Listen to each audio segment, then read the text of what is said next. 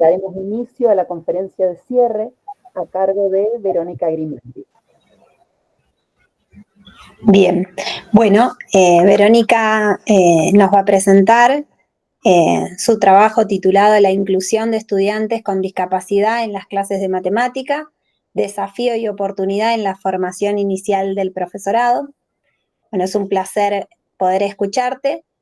Les comentamos a todos que va a estar habilitado el chat para que puedan ir haciendo preguntas a medida que les vayan surgiendo, y nosotros al finalizar la presentación se las vamos a ir leyendo a Verónica, así les puede contestar. Bien. Bueno, Verónica Grimaldi es profesora en física y matemática y especialista en educación en ciencias exactas y naturales por la Universidad Nacional de La Plata. En su tesis de maestría estudia condiciones que favorecen la transformación de la posición de las y los docentes de matemática en relación con la inclusión de estudiantes con discapacidad en sus proyectos de enseñanza. Se desempeña como docente de grado y posgrado en carreras de formación docente de la Universidad Nacional de La Plata y de la Universidad Pedagógica Nacional. Es investigadora en el marco de proyectos sobre enseñanza y aprendizaje de la matemática en aulas inclusivas y sobre formación docente en los niveles inicial, primario y secundario. Dirige y codirige trabajos de fin de carrera en licenciaturas, especializaciones y maestrías vinculados a la formación docente en matemática y a la educación inclusiva. Es autora y coautora de capítulos de libros, artículos de revistas, diseños y documentos curriculares, textos escolares y materiales para la formación docente. Por otro lado, colabora en la Asociación Azul de La Plata, el grupo Artículo 24 de Argentina y la Red Regional por la Educación Inclusiva de Latinoamérica, organizaciones civiles sobre los derechos de las personas con discapacidad. Bueno, te damos la palabra, Verónica. Bueno, muchas gracias por la presentación y bueno, también gracias por la invitación. Para mí es una alegría participar en estas jornadas. Quería agradecer particularmente al comité organizador por la invitación, por estar siempre a disposición, la paciencia, y bueno, y felicitarlas por bueno, cómo se vienen desarrollando y haber llegado hasta el fin. Yo voy a compartir un PowerPoint. A ver.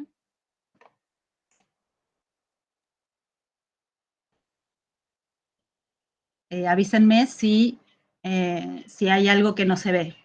Supuestamente está en formato presentación. Bueno, esta conferencia en la que estoy participando, me voy a enfocar en el trabajo en dos cátedras del profesorado de matemática de la Universidad Nacional de La Plata, que son Didáctica Específica 2 y Prácticas Docentes en Matemáticas, que está en quinto año, es la última materia de didáctica y prácticas de la carrera, y así que tiene muchas correlativas y está después de toda la formación disciplinar, etc. Y otra materia que se llama Enseñanza de las Ciencias e Inclusión, que es una materia relativamente muy joven, optativa, no tiene correlativas, por lo tanto, quienes cursan esa materia podrían estar en primer año o en quinto, digamos. Podrían tener una trayectoria muy diversa dentro del profesorado. En general voy a hablar en plural porque si bien lo voy a presentar yo, todo tiene que ver con el producto de pensarlo con mis compañeras de estos distintos espacios. Y a pesar de que me voy a concentrar particularmente en estos dos espacios de la Universidad Nacional de La Plata y de una carrera de grado, no puedo dejar de nombrar que, bueno, yo soy la misma persona y entonces esto se nutre de todos los otros lugares por donde circulo, investigo y trabajo, y no quiero dejar de nombrar algunos de esos espacios, como por ejemplo la UNIPE, los espacios de posgrado, los espacios de investigación, y las organizaciones sociales de la sociedad civil, de la sociedad civil, como decían las chicas en la presentación. En algunos momentos voy a explicitar estas interacciones entre los distintos espacios, pero más allá de que no los explicite, siempre, bueno, atraviesa toda mi manera de ver y de posicionarme en relación a este tema, ¿no? En algunas diapositivas yo incluí algunas referencias a autores o a algunos escritos, y en esos casos incluí la referencia completa con un link para que puedan ustedes encontrarlo. Bien. Quería empezar esta exposición compartiendo la voz de Antonio. Antonio es un estudiante ciego que cursó su escuela secundaria en uno de los colegios de pregrado de la Universidad de La Plata, desde primer año hasta egresar hace unos añitos atrás. En este video, que es muy, muy breve, nos cuenta lo que le dijo un profesor en los últimos años cuando se enteró de que él iba a ser un alumno en su clase. Y me dijo, pero yo no estoy capacitado para enseñarte. No, a mí, no, ¿cómo fue? No, a mí no me capacitaron para enseñarte. No sé cómo vamos a hacer. Y yo me quedé como, y si vos que sos docente no sabés cómo vamos a hacer, ¿qué hago yo? Bueno, no sé qué tanto se escuchó, pero por las dudas me traje la transcripción, un poco para recuperar esto que él dice, ¿no? Lo que le dice el profesor a él: no estoy capacitado, a mí no me capacitaron para enseñarte, no sé cómo vamos a hacer, y su respuesta, ¿no? Y si vos que sos docente no sabés cómo vamos a hacer, ¿qué hago yo? A mí me gusta mucho la frescura que tiene Antonio para contar algo muy tremendo que le sucedió, ¿no? Porque es como la sospecha de que va a quedarse afuera de la escuela. ¿Y por qué quería comenzar así? Bueno, por varias razones. Por un lado, por el lugar central que tiene la voz de las personas con discapacidad desde la perspectiva en la cual trabajamos, ¿no? Que en un ratito voy a compartir un poquito más. También porque Antonio cumplió un rol muy importante, sobre todo en el inicio, de lo que luego sería una línea de trabajo y una posición académica dentro de nuestro profesorado. Y por último, porque me permite desplegar una primera parte de esta presentación que se vincula con la posición de los docentes frente a la inclusión de estudiantes con discapacidad en las aulas, que es el tema que venimos estudiando y que entendemos que se constituye como algo central para pensar y revisar la formación docente. En el relato de Antonio, la posición del docente queda en la frase: a mí no me capacitaron para enseñarte, no sé cómo vamos a hacer. Y la traemos como representativa porque la hemos encontrado tanto en investigaciones locales como en estudios internacionales. Es muy frecuente. Podemos pensar que este profesor está enunciando en voz alta un pensamiento, ¿no? Una pregunta que tiene: ¿cómo vamos a hacer? Sin embargo, hay algo que es interesante y es que lo explicita como negaciones, no como preguntas. No me capacitaron, no sé. Es como si estuviera poniendo una barrera ahí, ¿no? Protegiéndose de algo que quizás le causa temor. Y esto lo conocemos todos, quienes algunas veces enfrentamos una situación desafiante por primera vez, ¿no? Esto de sentir un poquito de temor. Y es algo que venimos recogiendo sostenidamente en los discursos de los docentes frente a la inclusión no solamente de alumnos con discapacidad, sino de cualquier alumno con o sin discapacidad que desafíe de gran manera lo que espera encontrar en el aula. Entonces, por ejemplo, alumnos cuyos conocimientos distan mucho de lo que esperan en el aula, o alumnos con trayectorias muy discontinuas, o alumnos que han repetido y que entonces tienen sobreedad, alumnos que provienen de otras culturas, alumnos que son inmigrantes y no hablan del todo el idioma, alumnos con identidades de género no hegemónicas, entre otras posibilidades, ¿no? Podemos entender la posición del profesor sin ninguna duda, porque podemos ponernos en su lugar, hemos estado en su lugar. Pero pongámonos también en el lugar de Antonio, ¿no? Un alumno que va a la escuela y espera que le enseñen, que tiene derecho a recibir esa enseñanza, que sabe que se le puede enseñar, porque otros profesores ya lo han hecho. Recordemos que es de un profe de los últimos años. Entonces, en la misma escuela hay otros que ya le han enseñado. Entonces, Antonio parece como devolver esa pregunta, ¿no? Al docente. Bueno, ¿no es ese tu trabajo, ¿no? Pensar cómo enseñarme. Y en este sentido podemos preguntarnos por qué el docente no ha podido construir una posición en la que conciba su propia escuela como un espacio de producción de conocimientos sobre la práctica en la que puede conversar con colegas que ya le han enseñado a ese alumno. O quizás sí la ha construido, pero no para alumnos como Antonio. Probablemente el desafío es mucho más grande en este caso. En esta misma escuela, se me fue, perdón, trabaja Fausto, que es también un profesor de matemática, que en el año 2015, durante uno de los muchos intercambios entre la escuela de pregrado de la universidad y nuestra cátedra de didáctica, se nos acercó para contarnos que estaba teniendo un problema de enseñanza. En su aula participaba Antonio, el mismo alumno del que estamos hablando, y si bien contaban con la presencia de una maestra de educación especial que les transcribía los trabajos prácticos al braille, no trabajaba dentro del aula. No vamos a desarrollar eso, pero si quieren después lo podemos discutir. En ese momento del año estaban trabajando razones trigonométricas y Fausto tenía problemas para sostener interacciones espontáneas con Antonio. ¿Vieron cuando estamos conversando sobre la actividad y agarramos un lápiz y hacemos un esquema y entonces nos ponemos a conversar el alumno y el docente sobre esa representación? Bueno, eso él no lo podía hacer espontáneamente porque, bueno, Antonio no veía su dibujo. Y él decía que había probado otras cosas, como por ejemplo armar en ese momento triángulos con lápices y hacerlo tocar a Antonio, pero se daba cuenta que Antonio no lo seguía. Nosotras le preguntamos si conocía un geoplano, ¿no? Es esa tablita con clavitos y donde se puede construir figuras geométricas con banditas elásticas, como se ve ahí en la diapositiva. Él no lo conocía y le ofrecimos uno prestado que teníamos en la facultad. Un tiempo después, Fausto nos dijo, fue un antes y un después.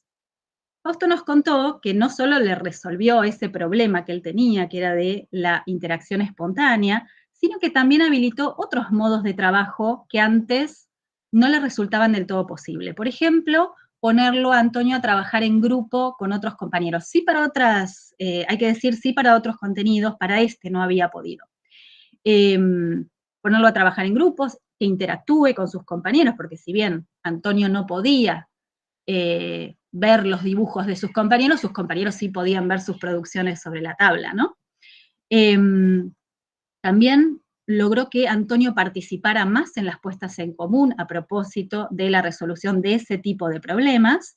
Y otra cosa que nos resultaba interesante, que Antonio podía producir sus propias representaciones, no solamente interpretarlas, estas que venían, por ejemplo, en los trabajos prácticos que ya venían adaptados, digamos, ¿no? Él podía hacer su propia representación, que era un tipo de tarea que hasta ese momento no estaba muy habilitada.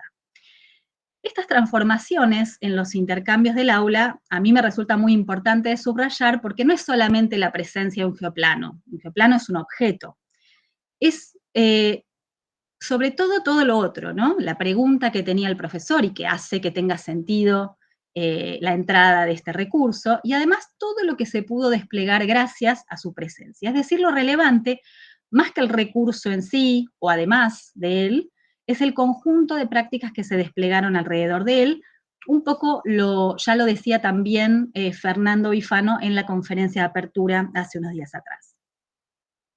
Fausto nos invitó a presenciar algunas clases y como ese año, 2015, teníamos una sola practicante, nuestra carrera es muy particular en ese sentido, ahora en un ratito les vamos a contar más, teníamos una sola practicante y nos pareció que era una buena oportunidad para que todas, ella y nosotras también, pudiéramos aprender un poquito más de estas situaciones, ¿no? Entonces, la practicante en ese momento no se hizo cargo de esa aula, pero sí fue a observar, registrar y también intervino en algunas escenas, digamos, de trabajo en grupo pequeños.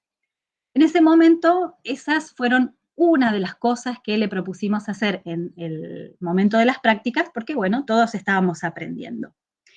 Ese mismo año le hicimos una entrevista a Fausto, porque si bien no sabíamos, no era una investigación, pero si bien no sabíamos muy bien qué de todo eso nos iba a enseñar cosas, teníamos la intuición de que esto nos iba a enseñar mucho. Entonces queríamos guardar muchas de las cosas que él nos iba contando. Y entonces le preguntamos, como ven en la diapositiva. Y entonces, uno podría decir que a esta altura vos ya sabés exactamente cómo trabajar, cómo enseñarle a Antonio cualquier contenido de matemática. Y él nos dijo, no, en realidad estamos a mitad de año, yo trabajé medio año con él, esta primera mitad de año fue geometría y el geoplano me salvó.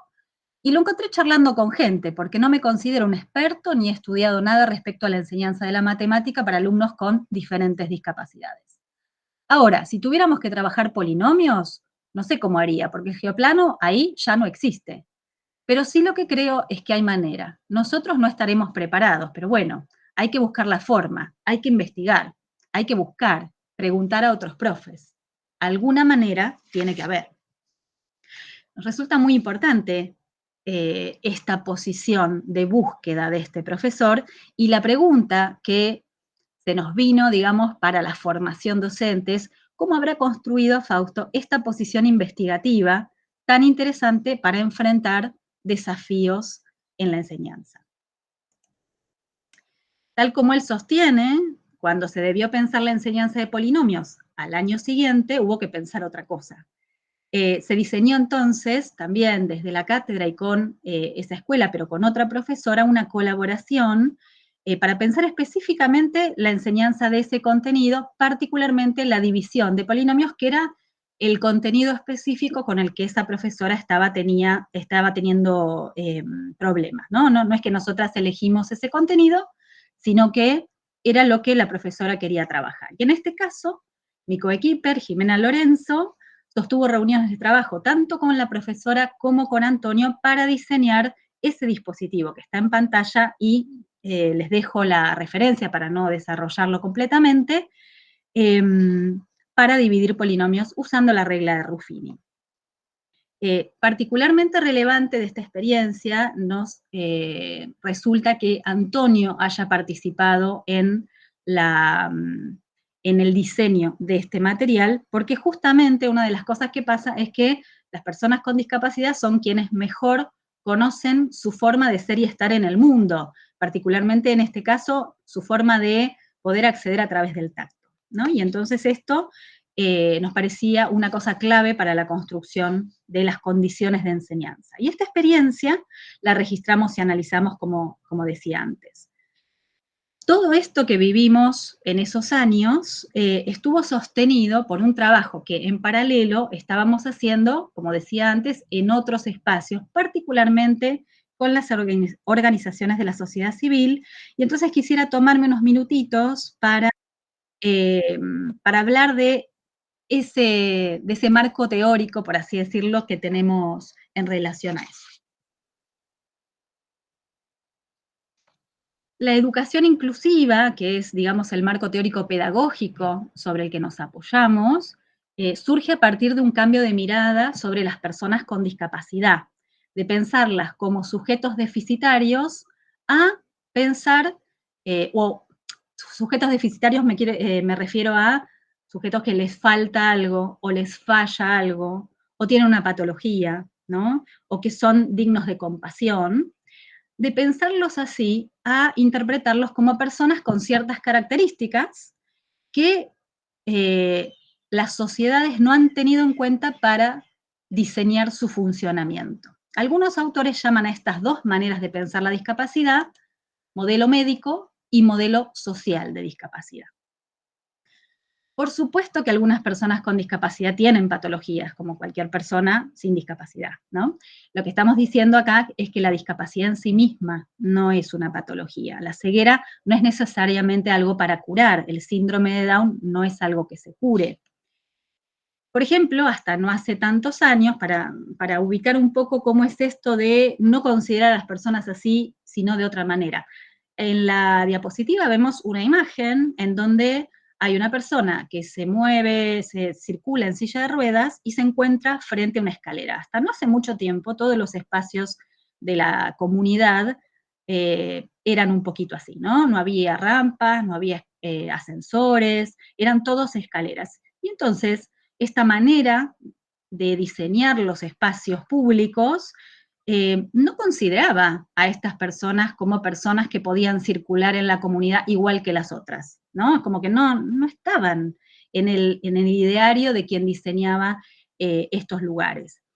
Esto no quiere decir que quienes diseñaron eso sean malas personas, por supuesto que no, sino simplemente que se han socializado en espacios en los que las personas con discapacidad probablemente no estuvieron y por lo tanto no las tuvieron en cuenta. Y esto a mí me resulta muy interesante para pensar la escuela, porque la escuela puede estar reforzando este problema, ¿no? La ausencia de estudiantes con discapacidad en la escuela los invisibiliza, ¿no? Y entonces puede pasar que para las nuevas generaciones se sigue sosteniendo la idea de que las personas con discapacidad no pertenecen a la comunidad, no se mueven en esa misma comunidad que todas las demás. Y entonces se pueden estar replicando diseños que no las tienen en cuenta. Volviendo entonces a la idea de qué mirar, ¿sí? Las características de las personas o el contexto, es importante señalar que no se trata de desconocer que esas personas tienen ciertas características. Antonio no puede ver y por eso tuvimos que hacer todos esos movimientos en nuestras propuestas, ¿no? Esta persona de la foto circula de una manera particular, no camina, no puede subir esas escaleras. Eso no se desconoce. Pero de lo que se trata es de no considerar a las personas con discapacidad reducidas a esa característica. Todas las personas ciegas son distintas. Todas las personas que se mueven en silla de ruedas son distintas, así como somos todos distintos las mujeres, entre nosotras, los varones, entre ellos, las personas negras, entre ellas, ¿no? Hay como las identidades están conformadas por más de una característica, no solamente por el hecho de ser una persona con discapacidad. Pero también se trata de ubicar que la imposibilidad de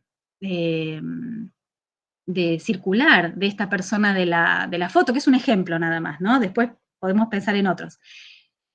No tiene que ver con que anda en silla de ruedas. Tiene que ver con que ese espacio está hecho de tal manera que ella no pueda circular. Si ahí, en lugar de una escalera, hubiese una rampa, podría circular perfectamente, ¿no? Entonces tiene que ver con cómo se diseñaron los espacios. Del mismo modo, la educación no los consideraba a los alumnos con discapacidad como sus destinatarios y los sistemas escolares entonces no estaban diseñados históricamente para que participen como alumnado genuino, no están todavía, ¿no? Ahora bien, considerar a las personas con discapacidad como sujetos a quienes les corresponden todos los derechos de los que goza cualquier ser humano por el solo hecho de ser humano, reposiciona la mirada no ya en sus características, como decíamos antes, no porque se desconozcan, sino porque no son el centro, las personas son como son, sino en qué hace la sociedad, cómo se transforma para que estas personas participen en igualdad de condiciones que las demás. Entre estos derechos, entre todos los derechos de los que son sujetos de derecho, como diría el modelo de derechos humanos, está el derecho a educarse junto con todos los demás miembros de la comunidad y, como también veíamos antes, es uno de los derechos de más impacto en la transformación de las sociedades. Pero este cambio de perspectiva no surge originalmente en el sistema educativo, ni en los estudios pedagógicos, ni en los estudios didácticos. Surge en el propio colectivo de personas con discapacidad, que de la misma manera que en los años 60 surgen los movimientos feministas para pedir por los derechos, reclamar por los derechos de las mujeres, o los movimientos contra el racismo para reclamar por los derechos de las personas negras en aquel caso. En los años 60 también las personas con discapacidad se organizan para reclamar sus derechos humanos por el solo hecho de ser humanos, como decíamos antes. Y crean un lema, que es el que se ve en pantalla, nada sobre nosotros sin nosotros, que cuestiona el modo en que se los considera como personas que solo reciben ayudas y no pueden tomar decisiones. Ese lema lo que quiere decir es que si hay algo que decir o decidir sobre las personas con discapacidad, tiene que incluir la voz de las personas con discapacidad. A raíz de estas luchas, se comenzaron a cuestionar los modos de participación o de no participación de estas personas en la sociedad y en particular en relación a la educación, y se identificó que gran parte de las personas con discapacidad son excluidas o eran excluidas del sistema educativo y no recibían ninguna educación, eran declaradas ineducables. Algunas personas que no eran declaradas ineducables se incluyeron en escuelas aparte, las escuelas especiales, pero eran escuelas distintas, o sea, no nos mezclábamos personas con y sin discapacidad, manteniendo esta idea de que no pertenecen a la misma comunidad, ¿no? O si están en las escuelas comunes, incluso actualmente, es muy común que trabajen en condiciones distintas a las de los demás, a veces con maestras diferentes, a veces con estrategias o enfoques de enseñanza diferentes, a veces también en espacios diferentes dentro de la misma escuela, y lo más lamentable, logrando casi siempre menos aprendizaje que los demás. A partir de las presiones que ejercieron las organizaciones de personas con discapacidad, se comenzaron a generar acuerdos a nivel tanto nacional como internacional. Algunas normativas, algunos acuerdos puse en la pantalla, pero hay muchos otros, pero fíjense que desde los años 90 que viene sucediendo esto, de que estamos pensando cómo hacemos para modificar las escuelas de manera tal que incluyan también a las personas con discapacidad. La Convención sobre los Derechos de las Personas con Discapacidad, que es la segunda que muestran en la diapositiva, particularmente tiene gran relevancia. En su artículo 24 se habla del derecho a la educación inclusiva. Argentina participó en todos, desde los años 90 en adelante. En el 2006 firmó la convención, además personas con discapacidad que participaron de la escritura de esa convención. Argentina se comprometió a transformar el sistema educativo en un sistema inclusivo en 2006, ratificó en 2008 y en 2014 esa convención, que es internacional, se volvió ley nacional y actualmente tiene jerarquía constitucional. Por supuesto que estamos lejos de que todas esas transformaciones se estén llevando a cabo. Estamos avanzando a pasos muy, muy, muy pequeños, pero la Argentina adhiere a estas transformaciones. El cambio hacia la educación inclusiva, entonces, implica, sobre todas las cosas, un cambio de punto de vista, de considerar con mucha certeza que los alumnos no pueden, porque tienen una discapacidad, es decir, lo que llamamos modelo del déficit, a empezar a pensar en la construcción de condiciones pedagógicas y didácticas para que todos y cada uno de los estudiantes avancen en sus aprendizajes en entornos escolares inclusivos. Esto implica necesariamente revisar el sistema, revisar la escuela y nuestras propuestas de enseñanza también, ya que como pasaba con los espacios que han sido construidos con escaleras, nuestro sistema, nuestras escuelas y nuestras propuestas han sido pensadas sin los niños con discapacidad dentro, ¿no? Nuestras propuestas de enseñanza también, y nuestras propuestas de investigación también. Entonces, aunque no lo hagamos a propósito, probablemente no estamos teniéndolos en cuenta cuando diseñamos nuestras propuestas de enseñanza. Y esto hay que tenerlo en cuenta y remarcar que no es porque seamos malas personas, sino porque nos hemos socializado en comunidades en las cuales no hemos compartido espacios comunes con las personas con discapacidad. Y esto estaría muy bien que cambiara. La pregunta es entonces cómo desarrollamos sistemas educativos y en particular escuelas y aulas de matemática, que es lo que nos interesa aquí, en las que todos los alumnos estén incluidos. Para eso tenemos que ponernos de acuerdo en qué queremos decir cuando hablamos de incluir a todos. Y aquí tomamos ideas de un pedagogo inglés contemporáneo, que es Mel Ainscough. Les dejo la referencia en donde habla sobre esto. Es un video muy cortito, pero muy contundente, que les puede resultar importante e interesante. Él dice que la inclusión es un proceso permanente de revisión. ¿Qué quiere decir esto? Que no es un estado. No tiene sentido decir un sistema es inclusivo o no es inclusivo, o una escuela es inclusiva o no es inclusiva, o un profesor. Porque dice, todos los sistemas, todas las escuelas, todos los profesores son inclusivos hasta cierto punto, pero también todos los sistemas, escuelas, profesores tienen algo más para pensar, porque siempre hay niños o jóvenes sobre los cuales no hemos pensado cómo dar clase, y entonces nos resultan un desafío, un poquito como nos contaba Fausto. Otra de las cosas con las cuales caracteriza la inclusión, él dice que se trata o se preocupa la inclusión por identificar y eliminar barreras. Esto es importante de identificar qué quiere decir barrera, porque en general, por esta manera que tenemos de mirar a las personas con discapacidad como personas que quizás tienen un déficit, solemos pensar que las barreras son las características de las personas. Y lo primero que hay que decir es, no, las barreras nunca están en las personas. Las barreras siempre tienen que ver con el entorno, las dificultades que tienen las personas cuando interactúan con el entorno, con la propuesta de enseñanza que les ofrezco, con la escalera, ¿no? Con estos espacios que no son accesibles, etc. La tercera idea que él toma para definir inclusión tiene que ver con que implica que todos los niños estén en la misma escuela, que participen, que aprendan y que avancen en sus aprendizajes. Y para que esto ocurra, muchas veces se van a necesitar apoyos, dice él. Acá también, apoyos, tenemos que tener mucho cuidado de no pensar que solamente son apoyos las ayudas que van a necesitar los alumnos. Esos también pueden ser apoyos. Pero también a veces los apoyos los necesitamos nosotros como docentes, como fue en el caso de Antonio con Fausto y con la otra profesora con el dispositivo de Ruffini, ¿no? Entonces, barrera es todo lo que podría obstaculizar la participación y aprendizaje de los alumnos, y apoyos es todo lo que podríamos hacer para mejorar las condiciones de tal manera que los alumnos participen y aprendan en las escuelas.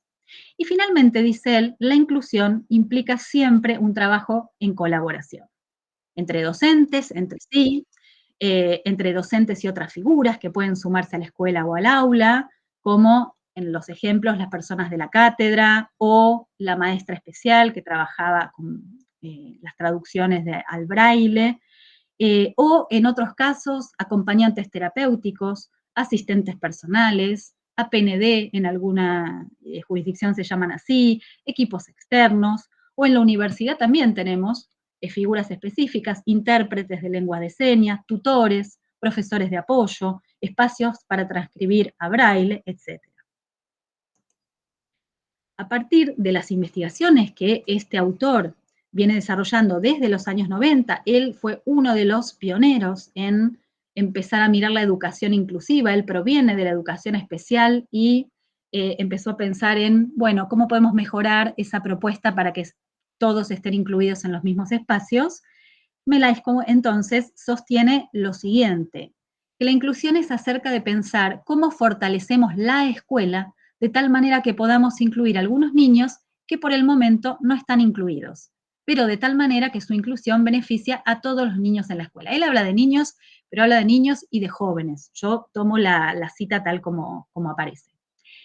Las características de las escuelas que progresan en este aspecto, dice Ainscow, la forma en que se ven es diferente de un lugar a otro, pero hay ciertas características en común. Siempre se trata de colaboración, se trata de maestros trabajando con maestros, frenando el aislamiento en la vida de los docentes, se trata de niños que trabajarán con niños porque pueden ayudarse y apoyarse unos a otros, y tiene mucho que ver con escuelas que trabajan más allá de las puertas de la escuela. Y acá, de nuevo, me remito a la experiencia de Fausto buscando fuera de la escuela, no solamente adentro de la escuela, interlocutores o formas de pensar que ayuden a que él avance en sus propuestas de enseñanza.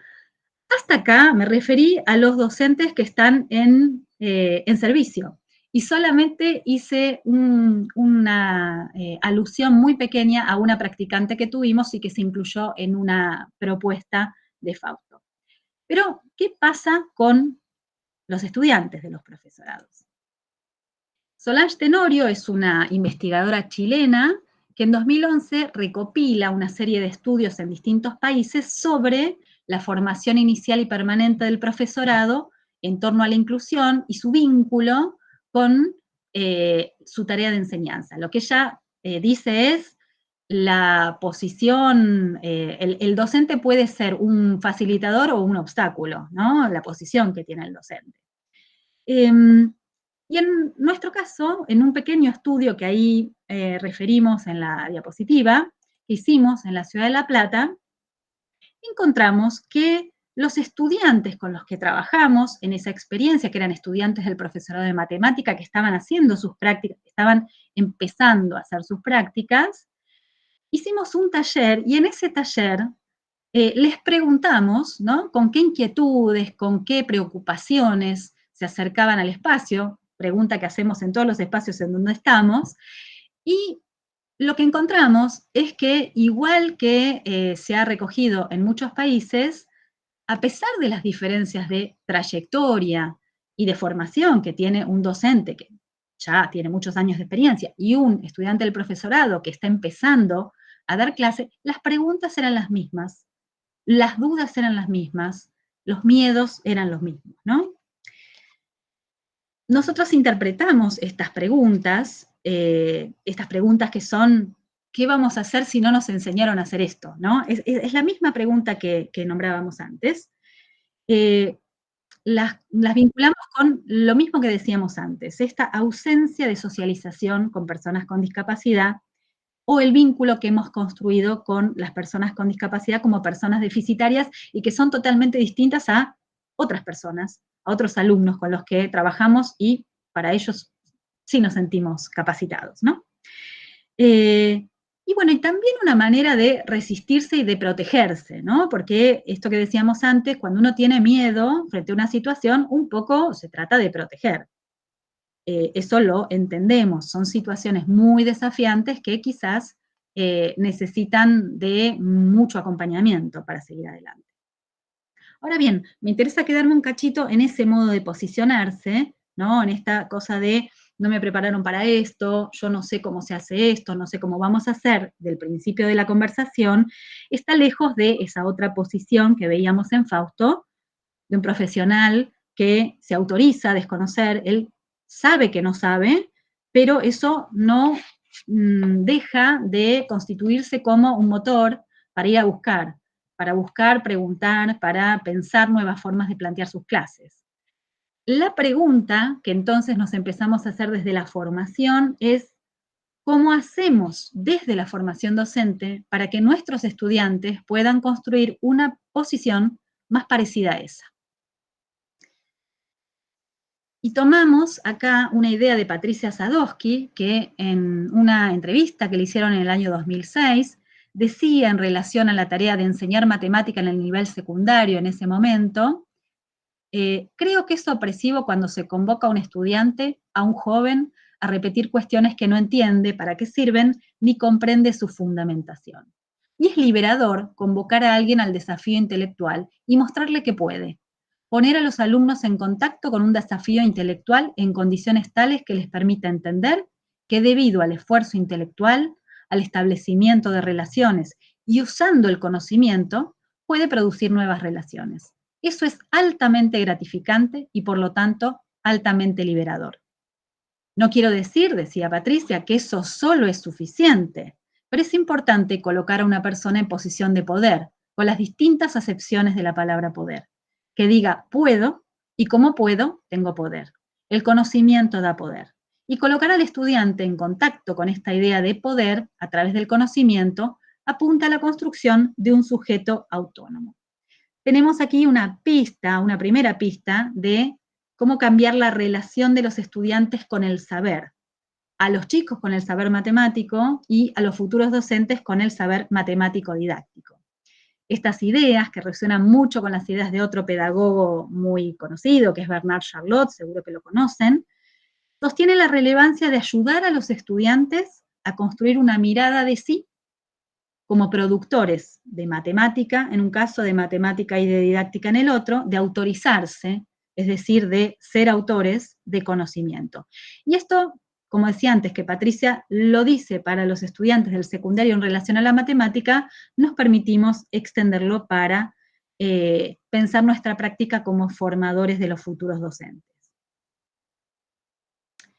Otra idea de Ainscow también nos puede aportar algo más para pensar en este proyecto de formación. En este artículo que les dejo, del año 2004, afirmaba que el desarrollo de prácticas inclusivas, en lo esencial, no implica la adopción de nuevas tecnologías. Es decir, él dice, no hay que hacer tanta cosa, no implica tanta innovación. Él no habla de nuevas tecnologías de las TIC y eso. Él habla de innovaciones. Más bien, dice, involucra procesos sociales de aprendizaje dentro de un lugar de trabajo específico que influye sobre las acciones de las personas y por consiguiente sobre el proceso racional que sustenta estas acciones. Si pensamos en el caso de Fausto, la tecnología del geoplan es una tecnología viejísima, de los años 50, o sea, ahí no hay ninguna nueva tecnología. De lo que se trata es de todo lo que aconteció alrededor.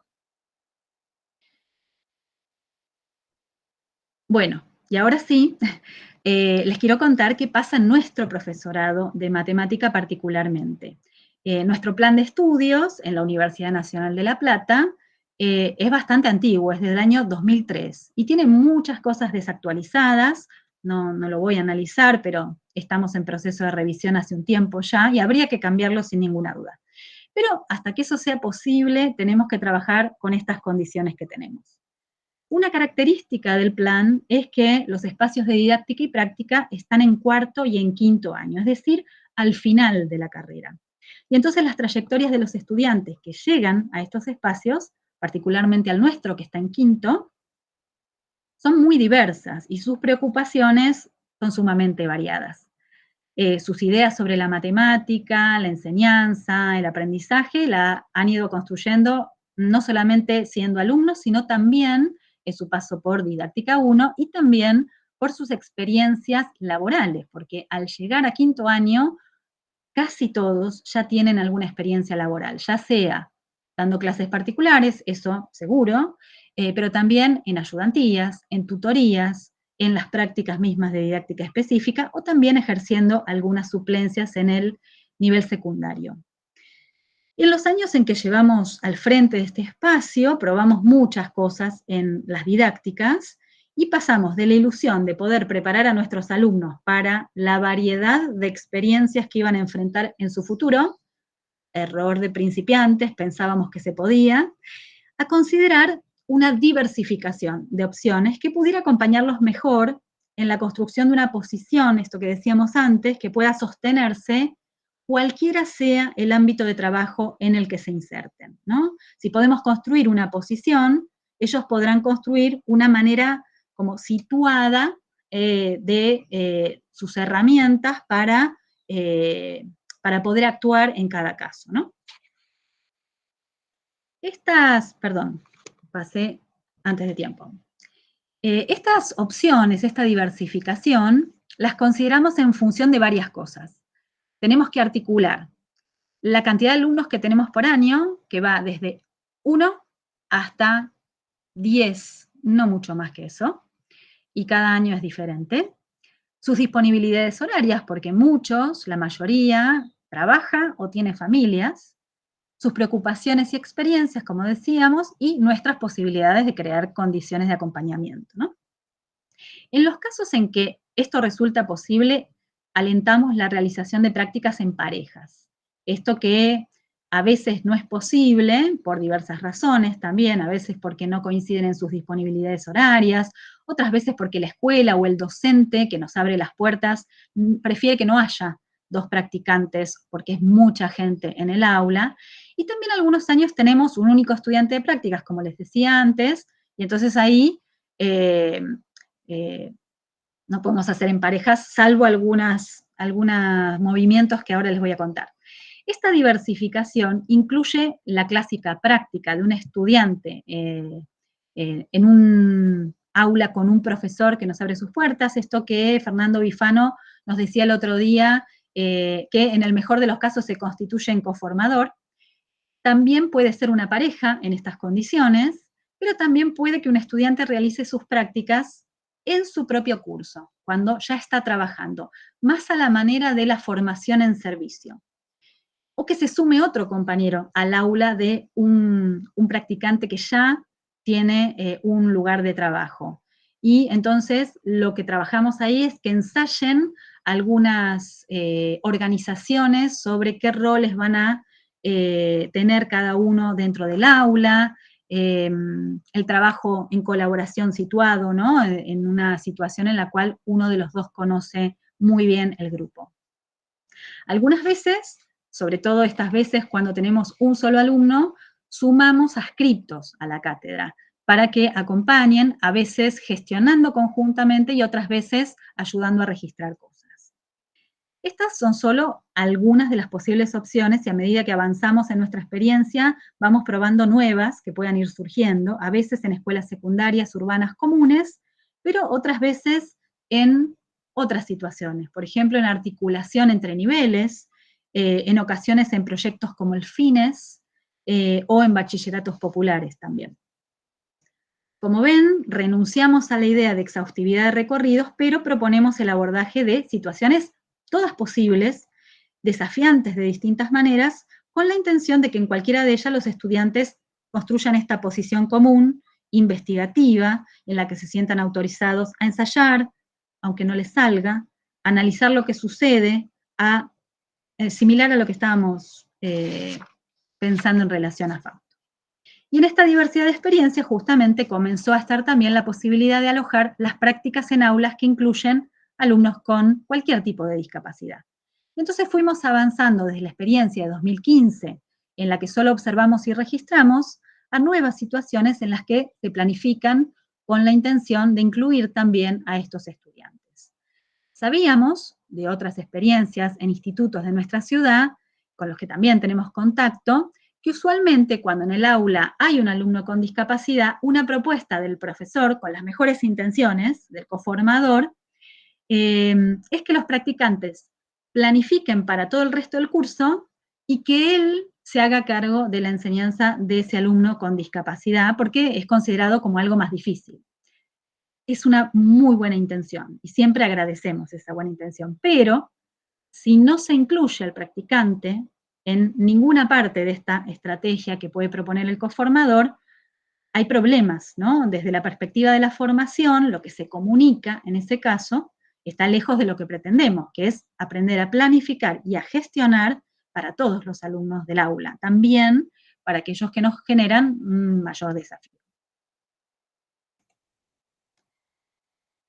Para pensar las prácticas en estos escenarios desafiantes, nos apoyamos en la idea original de uno de los marcos teóricos con los que trabajamos en nuestra cátedra, que es la teoría de las situaciones didácticas de Brousseau, cuando él propone, es cuestión de trabajar al nivel de las situaciones de aprendizaje y manipular sus características a fin de obtener los cambios deseados de actitud. Para ello usaremos una teoría de situaciones, dice él, que estudia como su principal objeto las condiciones del medio que hacen necesario y plausible el comportamiento de los sujetos y la manifestación de su conocimiento. Es decir, algo muy parecido a lo que les decíamos antes, o muy en contacto con esta idea de pensar no en las características del estudiante, no porque no las tengamos que tener en cuenta de nuevo, sino porque no está ahí el problema de aprendizaje, sino pensar las características del contexto, de la propuesta, de la situación, porque es ahí donde ubicamos la enseñanza, nuestra posible acción.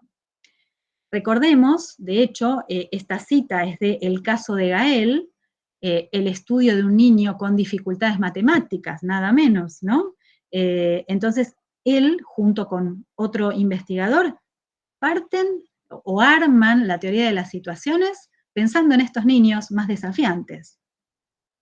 Entonces, la pregunta que nos hacemos es, ¿cómo podemos aprovechar todo este aparato teórico que nos ofrece la didáctica para diseñar propuestas que alojen a todos los alumnos, cualquiera sean sus características?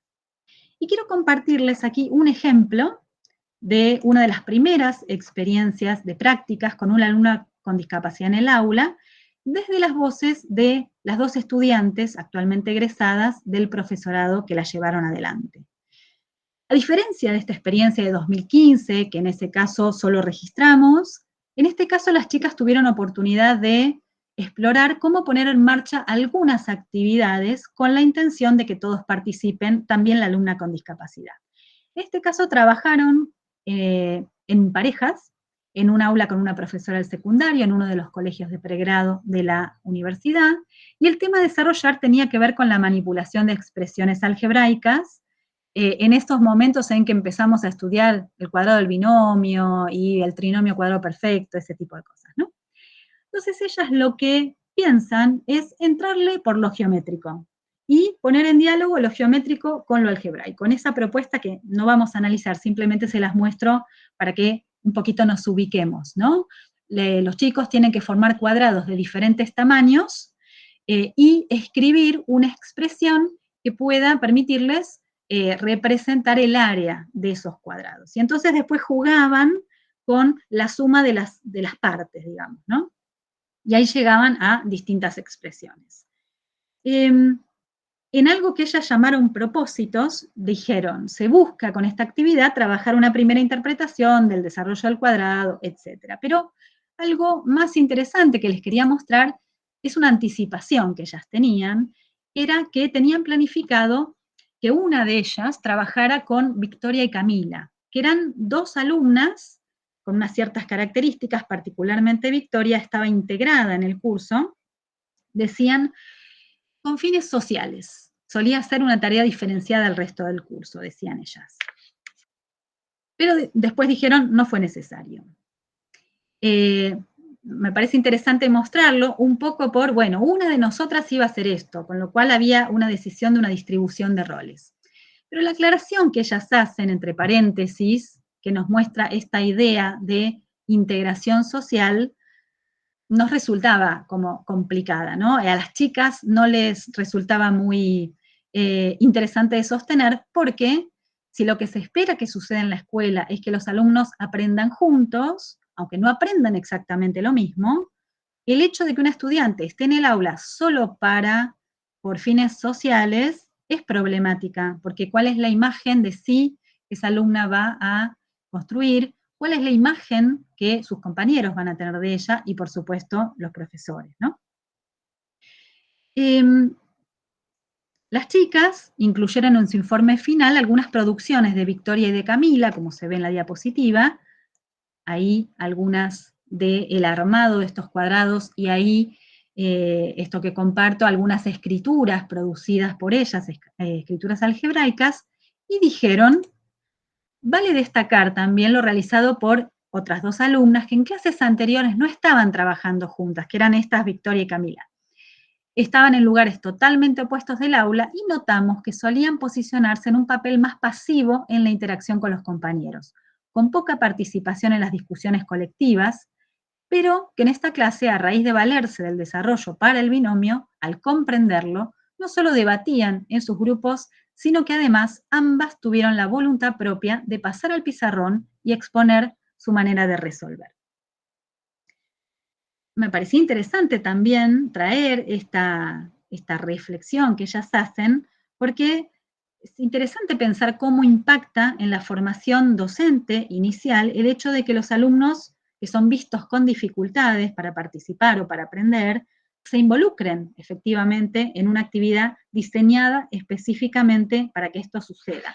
Nos podemos remitir de nuevo a aquella diapositiva en donde citábamos a Patricia Sadowski, esto de poner a los alumnos en posición de poder, ¿no? Y como puedo, tengo poder, y como tengo poder, tengo voz y puedo decir cosas en relación a este conocimiento.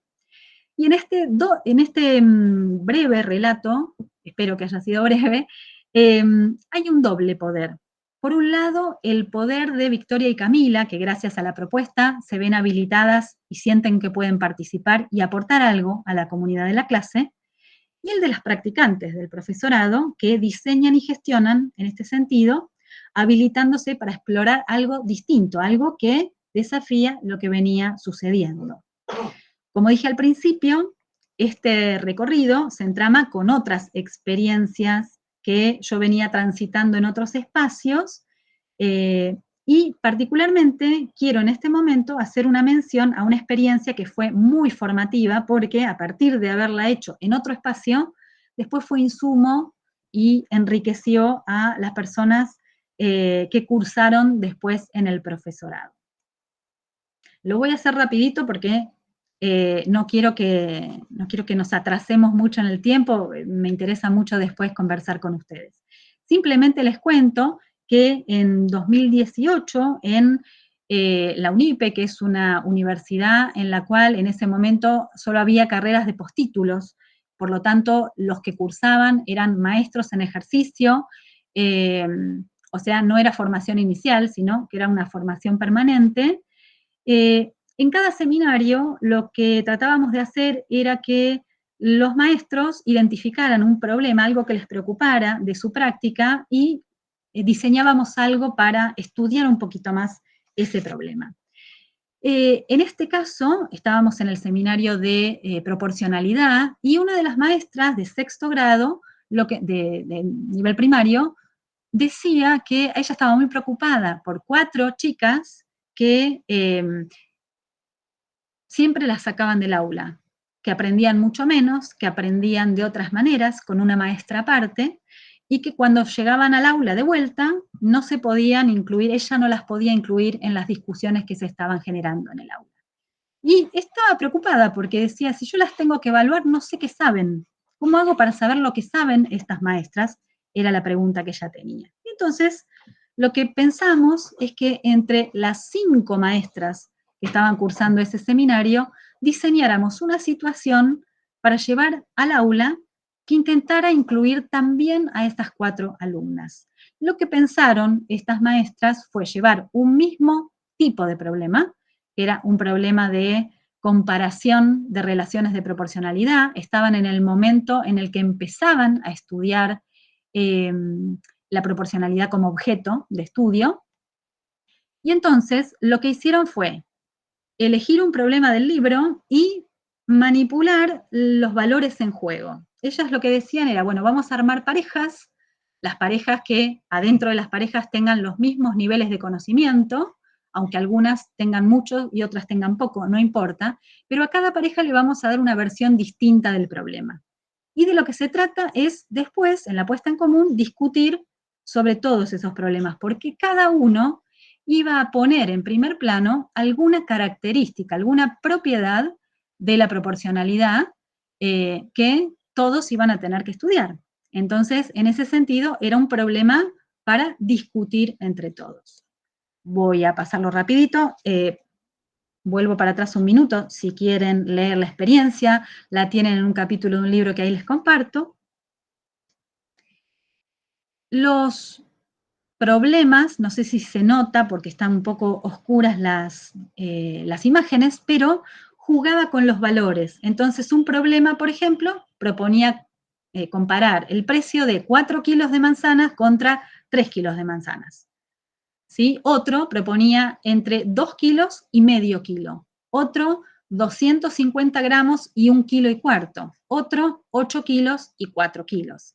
Cada uno de esos ponía en juego cosas muy diferentes. Por ejemplo, el último, la cuestión de el doble y la mitad. El primero, lo más probable es que sea ir a la unidad. El de 2 kilos y medio kilo, había varias opciones. Podía ir todo a 2 kilos, todo a medio kilo, todo a 1 kilo. Y además ahí empezaba a jugarse la cuestión de las fracciones y los decimales, cosa que en los otros dos no estaba. Y en el otro, en el 250 gramos y 1,4 kilos, ahí además se agregaba la cuestión del cambio de unidades, con lo cual había como otro desafío ahí. Según el nivel de conocimiento que la maestra consideraba que tenían sus alumnos, cada una de estas versiones iba a ir a una pareja. Fíjense que acá, a pesar de estar en un aula con alumnos con discapacidad, estamos modificando las variables didácticas de los problemas, ¿sí? O sea, son herramientas, en este caso particular, puramente didácticas. Bueno.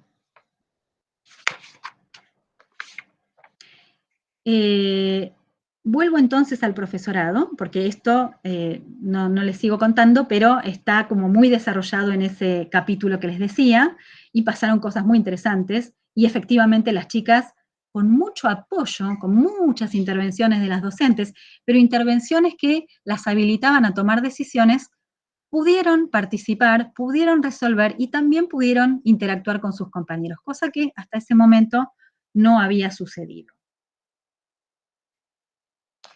Bueno, vuelvo entonces al profesorado. ¿Cuáles son las repercusiones que esas experiencias tuvieron entonces en los años siguientes en nuestras materias del profesorado? Como fui mostrando en los ejemplos, los colegios de pregrado de la universidad fueron espacios en los que pudimos plantear colaboraciones mutuas entre el espacio de la cátedra y el colegio. A veces porque nos abrían las puertas de sus aulas y otras veces porque nosotros íbamos a colaborar de alguna manera.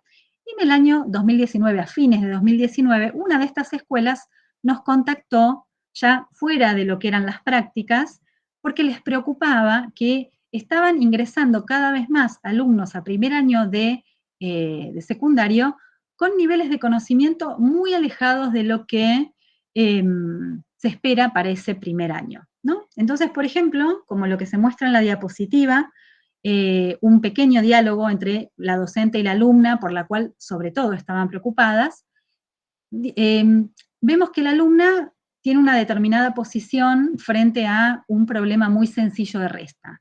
La docente le pregunta, ¿cómo hago para saber lo que me falta pagar? Y la alumna dice, de por. La docente le pregunta, ¿por qué?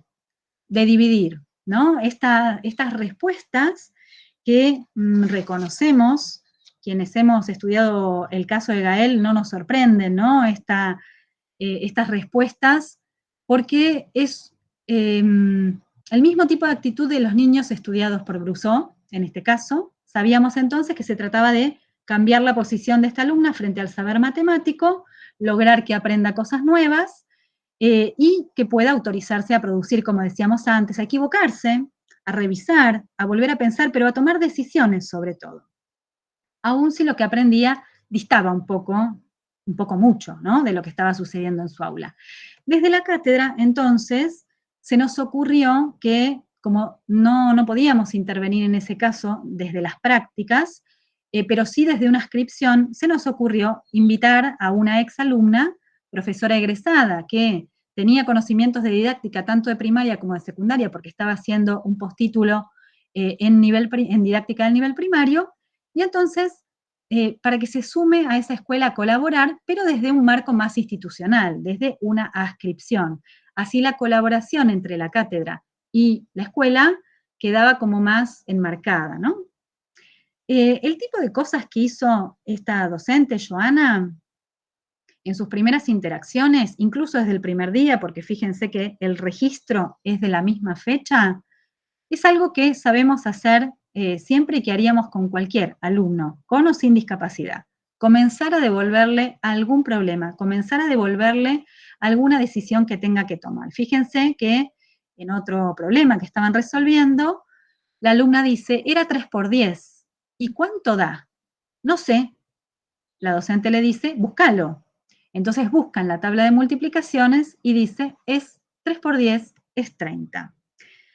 En este punto, a mí me interesa hacer un alto muy breve en el relato para analizar un paralelo que podemos hacer entre esta situación y la de los docentes que dicen no me prepararon para esto, ¿no? Porque la actitud de la alumna, que coincide con la de Gael, ha sido interpretada por Brousseau y por Jacques Pérez, el psicólogo colaborador, como una manera de protegerse de la frustración y del fracaso, ¿no? Esta cosa de respondo rápido, me quiero sacar el problema encima, no le permite involucrarse en la situación, y el trabajo docente en este caso es arreglárselas para que eso suceda, para que se pueda involucrar, para que pueda establecer alguna relación matemática con la situación. Y entonces pienso en las respuestas de los docentes y de los estudiantes del profesorado también, que declaran no estar formados para esto, como una reacción en el mismo sentido, ¿no? Como una respuesta que muestra que buscan alejarse de la situación, protegerse de la sensación de no saber, y esta reacción obtura la posibilidad de que establezcan un vínculo pedagógico con el estudiante, en ese caso con discapacidad. Y es por esto que pensamos que hay que ayudar a este profesor o a este estudiante para que pueda hacerlo, que logre involucrarse enfrentando con muchos apoyos la situación hasta que deje de resultarle tan amenazante. un asunto que nos interesaba instalar en la escuela a raíz de esta adscripción es que la profesora, la adscripta, no se interprete como la maestra de la alumna con discapacidad.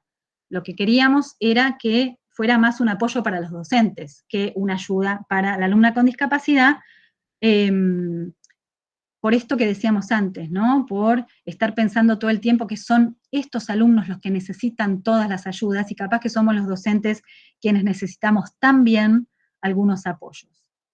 Y además, bueno, porque hay una tendencia como muy grande a lo que llamamos la tercerización de la enseñanza. Cuando hay un alumno con discapacidad, viene otro que se encarga de eso, y yo me encargo de lo que sé hacer, ¿no? Esto un poquito lo queríamos conmover.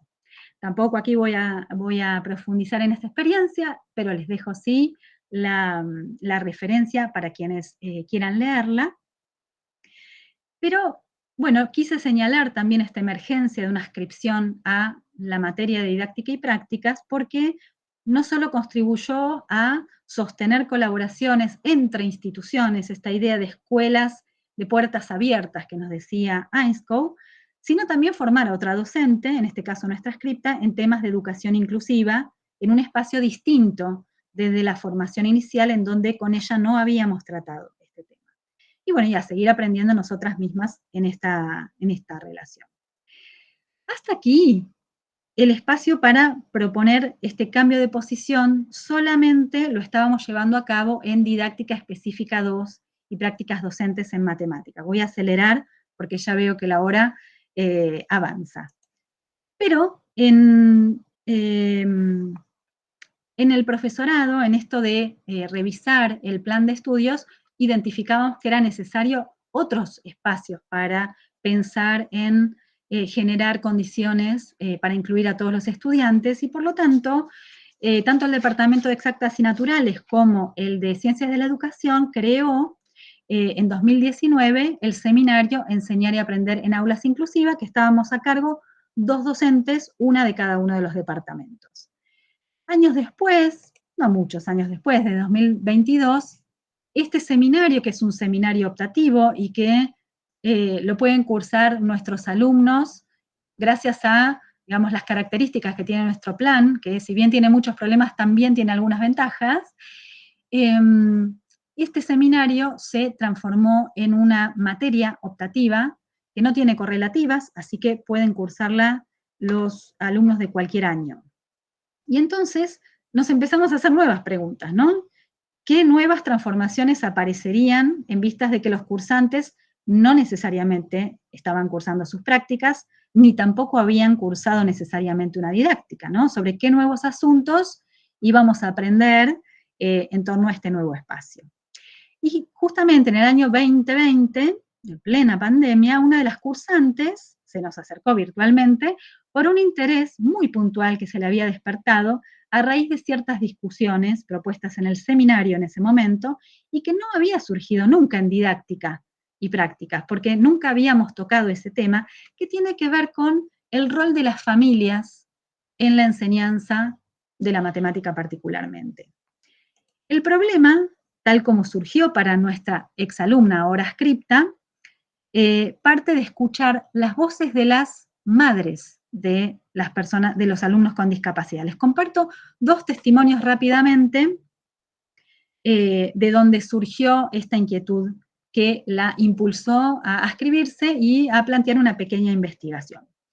Uno de los testimonios es de Elena, que es la madre de Juan, un alumno argentino, que dijo: en una escuela de educación especial nos dijeron que no había pedagogía para él porque era multiimpedido, o sea, tenía muchas discapacidades.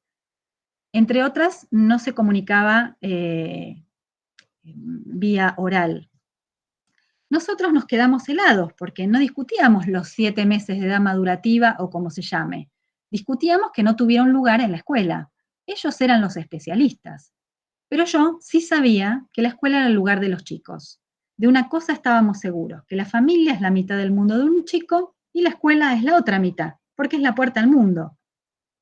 Su cultura la absorbe por la escuela. ¿Qué es un chico que no va a la escuela? ¿Qué es el mundo? ¿Qué es la vida para un chico que no va a la escuela? ¿Qué hacemos? ese chico se nos cayó del mundo. Por mi trabajo de investigación y de docente, yo estaba acostumbrada a buscar, a leer, a aprender de la lectura, un poco a hacer mi propia formación, y así empezamos. Un poco este testimonio nos remite al inicio de la presentación, ¿no? Antonio devolviendo la pregunta al docente que le dijo que no sabía qué hacer.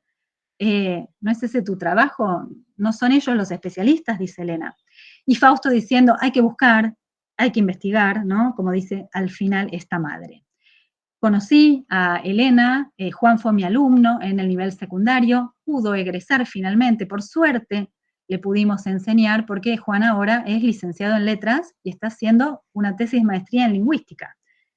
Imaginemos cómo hubiese sido la vida de ese niño y de esa persona en general, si esta familia se quedaba con la idea de que no había una pedagogía para él.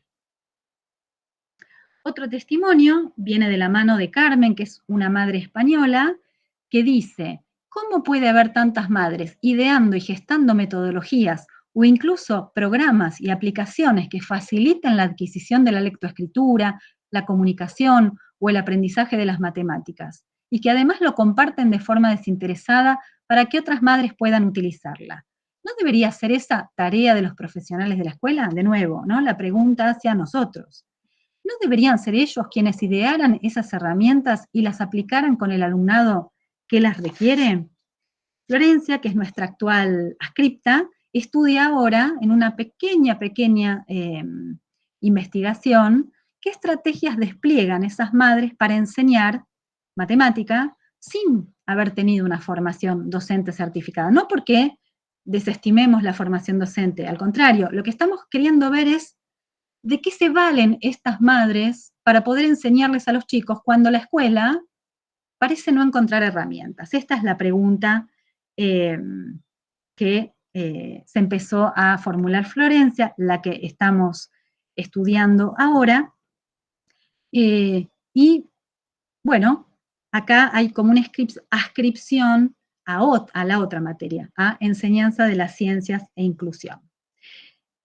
Bueno, que acá hay un impacto que es en el sentido de un docente, una docente en este caso, que se pone en un lugar de futuro investigador. Pero también hay otros impactos más sutiles y más vinculados a la formación docente, pensando en enseñar. Solamente voy a compartir 2 o 3, aunque tengo muchos más, para no acaparar todo el tiempo. Y entonces les quería compartir algunos extractos de trabajos finales de esta materia, Enseñanza de las Ciencias e Inclusión, de la primera cursada que tuvimos como materia, para ver, bueno, no era un espacio de prácticas, pero ¿qué se llevaron estos alumnos en relación a la formación en enseñanza de la matemática o de otra materia? Porque vamos a ver que hay otra profe también, otra futura profe. Por ejemplo, Micaela, una estudiante del profesorado de matemática, dice, para cerrar me gustaría comentar lo fundamental que fue para mí comprender el gran poder de la voz. Creo que esto en particular me atravesó en distintos aspectos, pero sobre todo a nivel personal. Dice ella, no me considero una persona que participe mucho en las clases, a veces por no saber qué decir, otras por miedo o por vergüenza a decir algo erróneo. Sin embargo, hubo algo que despertó ese deseo por querer hacerlo cada clase. O sea, ella reconoce un cambio en su propia posición dentro del espacio de esta materia, de no tener voz a autorizar su voz, venciendo un poco este miedo. Y me resulta interesante identificar esto, ¿no? De nuevo esta palabra, este miedo, cómo ese miedo la limitaba para incluir su voz en las clases. Y entonces, destacar que el miedo está presente como muy sostenidamente en muchas de estas historias que yo he venido compartiendo. Y bueno, también ella señala este cambio de posición, ¿no es cierto? En cambio, para Paula, que es otra estudiante del profesorado, pero de química, se fija en otra cosa. Fíjense que ella lo que puede hacer a raíz del cursado de esta materia es empezar a mirar los materiales con los que estudia su carrera de una manera un poquito más crítica y reflexiva. Ella dice, me permitió ver otras prácticas y textos académicos desde una mirada más crítica y reflexiva. Por ejemplo, en los textos de anatomía, cuando se refieren a ciertas discapacidades, utilizan valoraciones y suelen comenzar las oraciones con, por desgracia, lamentablemente, desafortunadamente, o hacen generalizaciones que van más allá de las características morfológicas, dando a entrever una mirada compasiva de las mismas. Con lo cual, acá ella ubica que esta manera de valorar la forma en que se dirigen o que se refieren a las personas con discapacidad tienen efectos, ¿no? Ella lo identifica.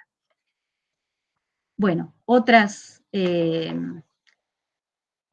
testimonios también, acá la falta de herramientas, esto es algo que muchas veces aparece, y su relación con el miedo, o sea, tener miedo por pensar que no tienen herramientas, y entonces discutimos mucho cuáles serían las herramientas, porque cuando los estudiantes piden herramientas, en realidad lo que están pidiendo, igual que nos pasa en didáctica, ¿no? Que cuando piden herramientas son casi como qué método uso para enseñar, y acá qué método uso para incluir, ¿no? Como buscando el algoritmo para hacer su trabajo, y ella lo que reconoce es que pudo cambiar esa mirada en esta materia. Y lo mismo Nerina, que es otra estudiante del profesorado, que también habla en este sentido de las herramientas. Acá de nuevo, el miedo a no poder, esta alumna, Nerina también, que cuando se acercó a la materia, pensó en una situación que había tenido en sus clases particulares, en donde tenía que darles clases a un alumno con una cierta discapacidad, y fíjense cómo ella describe al alumno. El alumno no podía quedarse quieto, no hablaba, no me miraba, no se expresaba, no sabía, ella, si lograba entenderme cuando le explicaba. Y después dice, me asusté, sentí que no podía, ¿no? A mí me interesa esta manera en que ella describe, después lo cambia porque al final dice, empecé a preguntarme cómo tenía que presentarme, cómo me podía relacionar yo con ese alumno. Me resulta importante esto porque Charlotte nos enseña que cuando uno describe a un alumno por todo lo que no puede, no está describiendo al alumno que está ahí, está describiendo a otro alumno, a un alumno que no está, que es el alumno ese imaginario que uno tiene, el ideal, el que desea quizás. Y yo me tengo que relacionar con el que está ahí. Si yo no puedo ver al alumno que está ahí, no me voy a poder relacionar. Y entonces me parece muy valioso este comentario que ella deja. Y acá también Eladia nuevamente habla sobre el rol de las preguntas y la voz de las personas con discapacidad como algo muy importante a tener en cuenta, ¿no? Como algo que las preguntas nunca se van a acabar. Siempre vamos a estar respondiendo algunas preguntas y se nos van a armar nuevas, como Fausto. Y bueno, yo me di cuenta cómo enseñar geometría, pero si tengo que enseñar polinomios tengo que empezar a pensar todo de nuevo, ¿no? Y ella un poquito habla acerca de esto.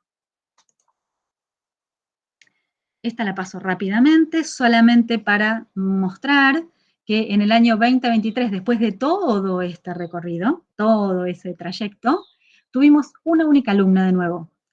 Y teníamos que decidir qué hacíamos con esa alumna. Y entonces lo que decidimos fue tratar de colaborar con la jefa de trabajos prácticos de nuestra cátedra de didáctica, que en ese momento estaba teniendo en su aula mucha heterogeneidad y entre otras cosas había un alumno con discapacidad.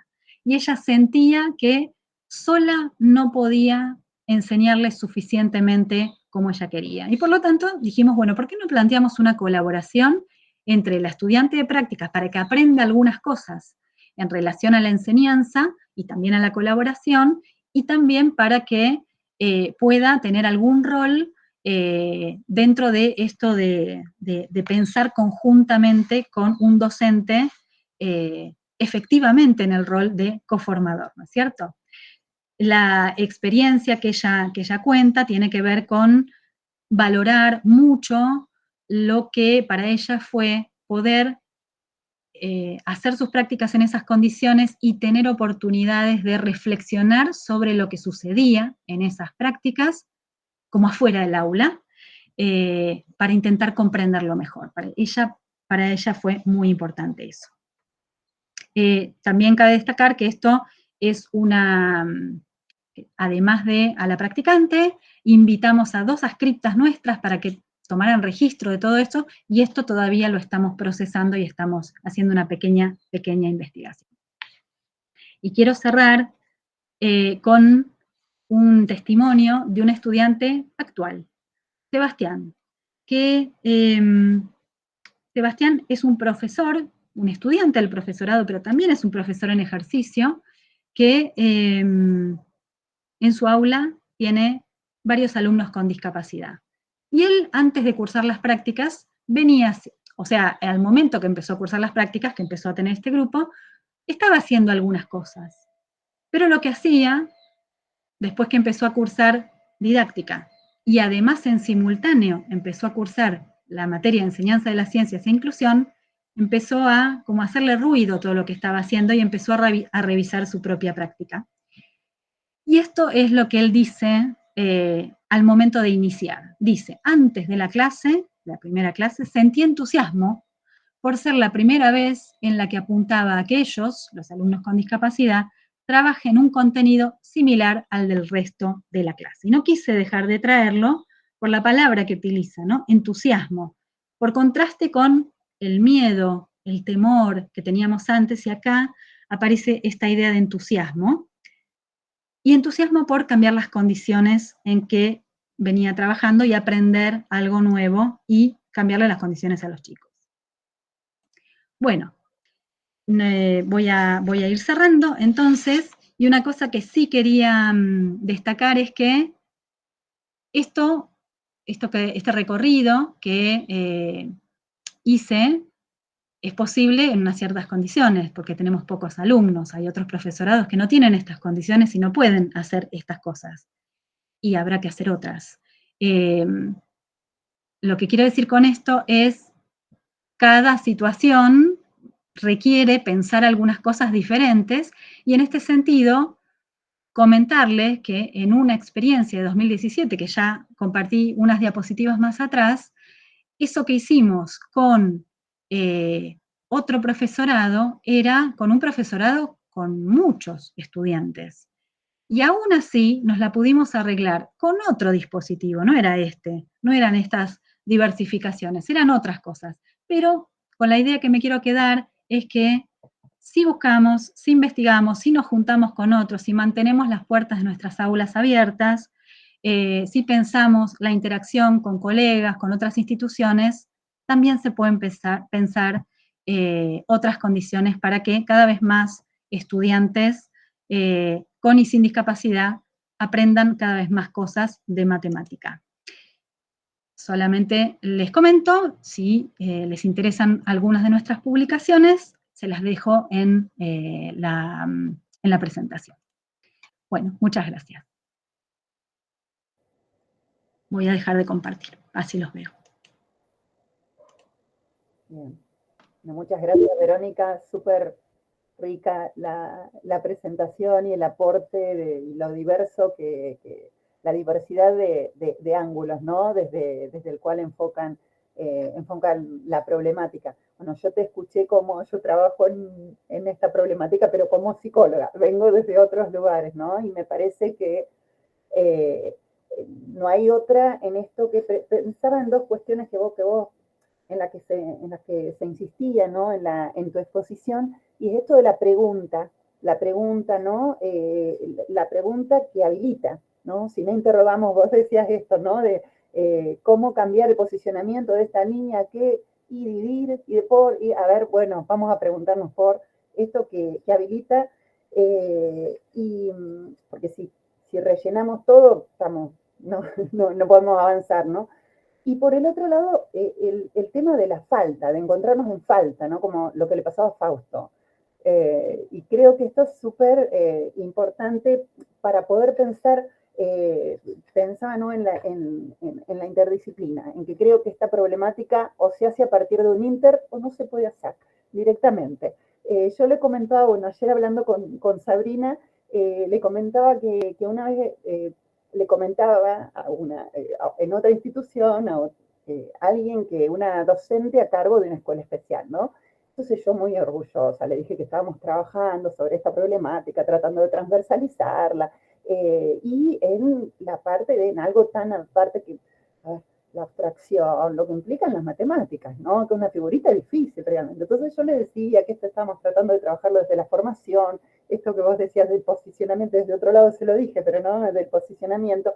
Entonces ella como que se ofendió ante el comentario, ¿no? Entonces me decía, bueno, pero eso es territorio de la educación especial. Y yo decía, estamos al horno, si nos cerramos, no se puede, no se puede. El que sabe de la disciplina, la que sabe de la disciplina es la docente o el docente, en este caso, matemática, ciencias experimentales, desde donde... Y hay una especificidad que es la única persona que puede, en la que puede avanzar, ¿no? Así como desde otros lugares, desde otras miradas, poder aportar esto de un posicionamiento de alguien, una mirada determinada del mundo, una posición en el mundo que a lo mejor le permite aprender desde determinados lugares que, bueno, que la persona formada en matemáticas a lo mejor no puede, pero esto siempre este espacio abierto para poder construir un inter, ¿no? Y en algunas experiencias que estamos haciendo desde hace poquitos años en la facultad, ¿no? Pensando esto en educación superior, recibiendo estudiantes que vienen en proyectos de inclusión, bueno, ¿qué podemos ofrecer? Desde la academia, ¿cómo podemos pensar? Otras cuestiones, trayectorias, terminalidades, habilitar justamente, ¿no? Cómo a lo mejor alguien puede ir armándose un currículum con saberes que pueda ir adquiriendo en la facultad. Y bueno, y pensaba un poco en esto del intercambio que vos decías, en esto del entusiasmo, ¿no? Y hay algo que en general cuando se trabaja con docentes, a lo mejor alguien de una disciplina como álgebra, geometría analítica, muy duras, ¿no?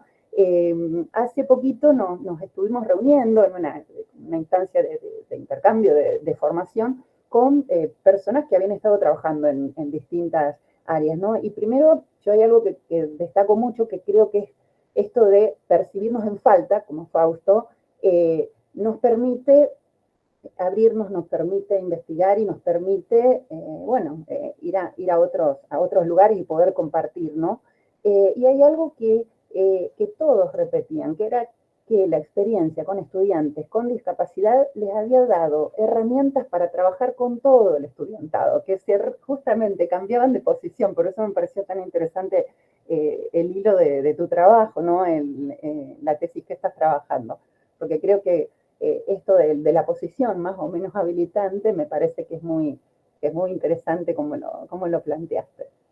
Muchísimas gracias por todo lo que dijiste. La verdad es que me reinteresa la opinión de los psicólogos justamente porque la idea de la posición, de la falta, está como en el corazón de este asunto y de hecho la perspectiva didáctica en la que trabajamos justamente se apoya en esa idea porque, bueno, como decía, Brousseau trabajó con Jacques Pérez, que es un psicólogo, y lo que estudiaron fue eso, cómo hacer para cambiar a estos alumnos de lugar, de cómo se ven a sí mismos, ¿no? Como productores o como alguien que tiene que escapar para no estar en peligro, ¿no? Y eso es muy psicológico. Eso no es de la didáctica, eso es de la psicología. Y entonces esta posibilidad de dialogar entre la psicología, la didáctica, la pedagogía, y claro que también la educación especial, porque en el caso de Fausto, por ejemplo, la maestra de educación especial no podía estar en la escuela por razones meramente laborales. ¿Vieron? Porque hay regímenes laborales que no permiten que los maestros de educación especial estén en la escuela, porque tienen que estar en distintas escuelas a la vez, etc. Pero el geoplano es un instrumento que la maestra especial puede ofrecer perfectamente, o sea, no descubrimos la pólvora ahí.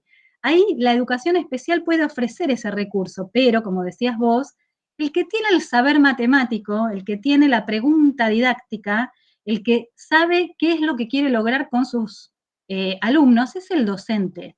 Eso no lo puede aportar nadie más, pero sí, por supuesto, lo pueden apoyar esos otros para que el docente pueda posicionarse mejor. Eso sí, seguro. Yo estoy convencida de que la vía de trabajo es la colaboración, sin ninguna duda, y que cada una de las figuras que se incorporan tienen un rol, tienen una función, tienen saberes, pero hay que hacer dialogar esos saberes. No es que tiene que venir uno a hacerse cargo de ese alumno porque ese alumno tiene discapacidad y entonces no es mi alumno, no. Lo que es mi alumno y yo necesito apoyo de todas esas figuras para ver cómo me las arreglo mejor, para crear condiciones en el aula para que él aprenda y para que todos los demás aprendan. Como vos decías, que quizás ese cambio de posición del docente tenga mucho que ver también con una mejora de las condiciones de enseñanza para todos, ¿no? No solamente para ese alumno. Así que bueno, muy interesante y después me encantaría estar un poquito más al tanto de lo que están haciendo en la universidad. Yo quería comentar algo que me encantó de lo que estabas hablando vos, y quería poner el foco un poco en el docente, en este docente en formación, que cuando vos contabas que, bueno, esa estudiante que fue con Fausto y armó una propuesta o pensó cómo trabajar a algo, un contenido que uno ya, porque en los profesorados vemos cosas que algo vimos en la escuela y después se profundiza de otra manera. Pero, o sea, ¿cómo eso apoya la formación y hace crecer la formación, no solo didáctica, pedagógica del futuro docente, sino matemática? O sea, todo lo que tiene que poner esa estudiante, bueno, la que vos comentabas, para poder pasar cuestiones que me imagino así un polinomio completamente abstracto. De hecho, los polinomios es el tema que terminás de darlo y dicen, ¿cuándo me voy a encontrar con esto? En el colectivo, mirá si lo voy a tener que hacer en el supermercado, es el más criticado, el polinomio. ¿Cómo poder tocar esos polinomios? Me encantó. Y pienso que se nos exige tanto, ¿no? Durante la carrera, cuando vamos pasando por las distintas materias, digo las disciplinares de matemática, ese paso de un registro al otro, o sea, ¿cómo lograr cambiar de esos registros más típicos, que son la parte algebraica, ¿no? Para expresar un p de x, un polinomio, o después también pensarlo como una función, bueno, ¿cómo pasarlo a otra manera de registrar esa información? Digamos, habla un montón de todo ese proceso que, más allá del aporte que dé a una clase, para la persona que se está formando matemáticamente, digo, como parte de la formación inicial de los profesores. Me encantó el polinomio y demás. Pero bueno, ni hablar, uno piensa en, bueno, cómo alguien que no puede ver, cómo le trato de mostrar la matemática. Y sí, lo primero que pensamos es, le doy una pirámide y que la toque y que toque una esfera. Pero bueno, y todo lo otro también. Y eso, pienso, nos muestra cuánto más desarrollado tiene una persona no vidente la imaginación. El tema es que tenemos que saber nosotros cómo entrarle a esa imaginación, porque, ¿no? Como nos pasa con los chicos chiquitos que tienen toda la imaginación, bueno, no, pero plasmámelo en el plano. Y ellos piensan en 3D, pero no, queremos que, bueno, pero acá, pero eso, bueno, y queremos que lo dibujen en 2D primero, no sé por qué. Pero bueno, justamente con eso, o sea, alguien que no puede ver como nosotros vemos, cómo poder transmitirle lo que yo sé en otro registro de polinomios, cómo poder pensarlo en otro registro, es maravilloso. Y bueno, y por eso digo, suma también a la misma formación de ese estudiante del profesorado, montón, no solo por el recurso didáctico en sí, sino por la formación matemática, pensaba. Me parece re interesante, Sabrina, lo que vos decís, por varias razones. Por un lado, esto de bueno, justo polinomios, ese contenido que hasta incluso en algunos casos uno se pregunta, y hay que enseñarlo, hay que enseñárselos a todos, ¿no? Estas cosas que, bueno, cada tanto cuando se revisan los diseños curriculares para los niveles obligatorios, ¿no? Dice, bueno, y todos tienen que saber lo que es un polinomio, ¿para qué? ¿No? Es una pregunta que no tiene respuesta, digamos, está ahí, siempre flotando, y en este caso, justamente, polinomios era un tema que a la profesora le interesaba enseñarle, y estaba súper convencida de que se lo tenía que enseñar a Antonio, porque se lo estaba enseñando a todos los demás, y entonces a él también, ¿no? Entonces, acá, polinomio justo se constituye como un contenido muy importante para accesibilizar, si queremos, para esta profesora. Y me haces pensar en que hay un recurso que también está circulando mucho desde hace un tiempo, que es este dispositivo Judith de la Universidad de General Sarmiento, que es un, no sé cómo describirlo, pero es como un dispositivo que te permite graficar las funciones con plásticos, ¿no? Y entonces el alumno puede tocar. Y entonces acá se abre como otra posibilidad, como plantear una propuesta que articule esta tabla para usar polinomios u otra, porque esta era para Ruffini, pero se puede pensar en una más general que no sea para usar Ruffini, para que sea para operar con polinomios, con las tarjetitas en braille, y ese dispositivo Judith que también ya existe. Pero la propuesta de poner en diálogo un dispositivo y otro no existe. Eso hay que armarlo, eso hay que pensarlo. Y eso lo vamos a pensar cuando tengamos la necesidad de enseñarle a un alumno con discapacidad o un alumno ciego funciones polinómicas u otro tipo de funciones, ¿no? Y otra cosa que dijiste de la imaginación de los ciegos, me hiciste acordar algo que nos contó Fausto hace muy poquito, que estábamos rememorando toda esta experiencia de 2015, y él nos contaba que una cosa que había sido maravillosa es que, vieron que cuando trabajamos con problemas de razones trigonométricas, en donde hay algo que tira una sombra y entonces hay que armar un triángulo porque hay una sombra que se proyecta y entonces hay que calcular la altura de la torre o de del edificio, lo que sea, es muy corriente que los chicos tengan la idea de que la sombra es la hipotenusa, ¿no? Y no el cateto base, digamos. Y él nos contaba que algo maravilloso que pasó en el aula con Antonio, que fue Antonio el único que no se equivocó con eso, y uno dice, pero nunca vio esto, ¿cómo puede ser? Y bueno, no sé cómo funciona la imaginación, no sé cómo visualiza la persona ciega. Quizás hay algún otro profesional que pueda contarnos cómo visualiza, cómo construye esas visualizaciones. La didáctica no me lo dice, pero el hecho es que Antonio fue el que pudo mostrarles con el geoplano a sus compañeros cuál era la sombra y cuál no era la sombra y por qué no era esa la sombra. Y eso es maravilloso. Y eso, bueno, para el profesor que lo vivió fue absolutamente transformador, ¿no?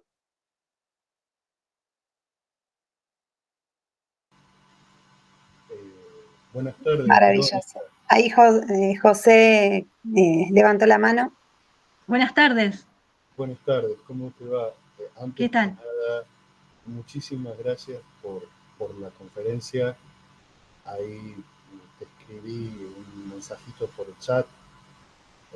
Espero que se me esté escuchando bien. ¿Se escucha? Sí.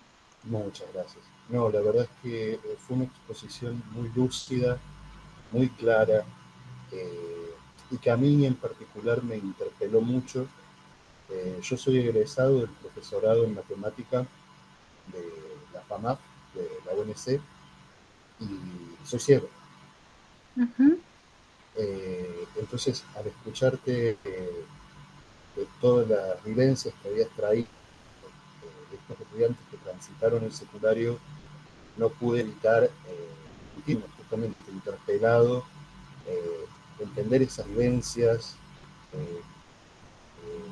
comprenderlas de una forma muy visceral. Y nada, te quería agradecer mucho por esta labor de investigación en un espacio de vacancia que es tan necesario, sobre todo las condiciones en las que las personas con ceguera o con cualquier discapacidad hemos transitado de forma histórica. Hace muy poco tiempo tuve a una estudiante con ceguera dentro del FAMAF también.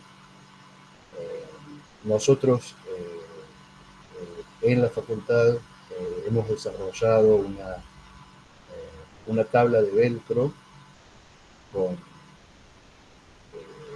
con piezas que están divididas en dos partes. Una parte tiene braille y la otra parte tiene caracteres visuales con alto contraste para personas con disminución visual. Y las hemos organizado de manera con un abrojo y con renglones para poder crear registros algebraicos instantáneos y que los docentes puedan intervenir in situ con los estudiantes que tengan ceguera.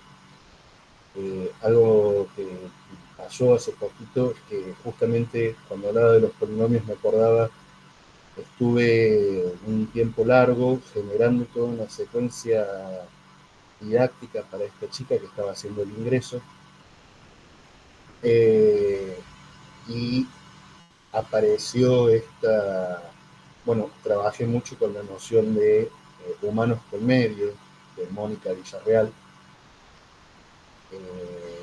sobre todo con esta idea de que lo que no importa tanto el aparato tecnológico como la tecnología, sino los cambios de índole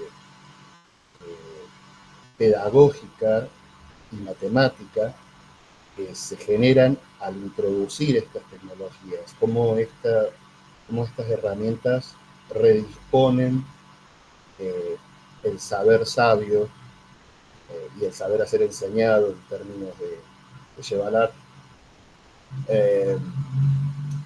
Y justo ahí desarrollé como un algoritmo particular para suma, resta y producto de polinomios. Y eso también me llevó a preguntarme varias cosas, entre ellas una pregunta que justo escuchándote me resuena mucho, es bueno,